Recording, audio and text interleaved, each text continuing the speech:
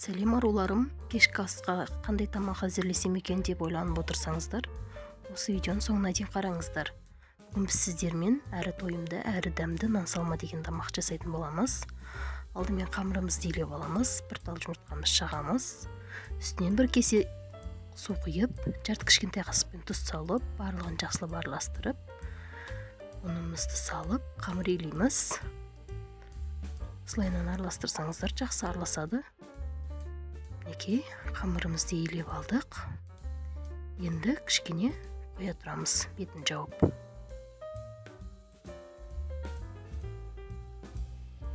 Қамырымыз тынып қалды, тағы да бір басып, осылай суала жасап аламыз, томалақтап.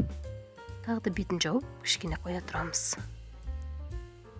Керекті заттарымызды турап алдық: пияз, сәбіз, ет, бір тал чеснок, сосын картошка.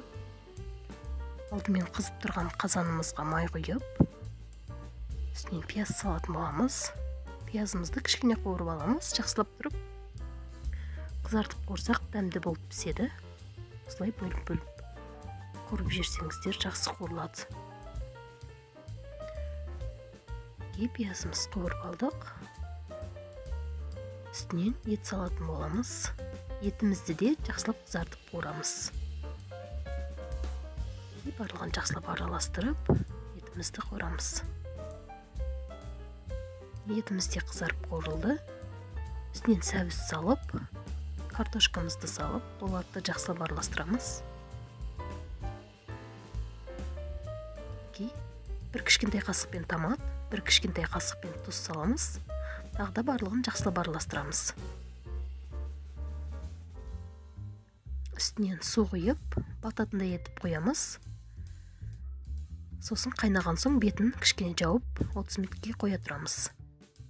Нанымызды жаюды бастаймыз. Осылай. Екі шетін басып отырсаңыздар, әдемі жайылатын болады. Қатты илеген соң, кішкене жайылуы қиын әрине, бірақтан тындырып жайсаңыздар да болады. Осылайынан жайып алдық. Енді орап, ортасынан кесіп аламыз. Осылай кессеңіздер, ыңғайлы кесіледі. Подливамыз пісіп қалды. Үстінен жусай салып, бетін жауып, тағы да 5 минутке қоя тұрамыз. Тағы да 5 минут қайнау керек. Бір тісімізға су құйып алдық. 2 қасық тұз салып, мінекей суымыз қайнады. Нанымызды сала берсек те болады. Осылай нанымызды салып алдық. Нанымыз бір қайнаса жеткілікті, өйткені езіліп кетуі мүмкін. Астына подливамызды салып алдық, өйткені жабысып қалуы мүмкін. Осылайынан нанымызды салып, сілкіп суын сығырып саламыз. Мінекей, үстінен подливын салып, дастарханға тарта берсек болады. Видео ұнаған болса лайк басып, комментария қалдырып кетіңіздер. Арнаға тіркеліп кетіңіздер. Укроп әрине қалауларыңызға қарай. Астарыңыз дәмді болсын.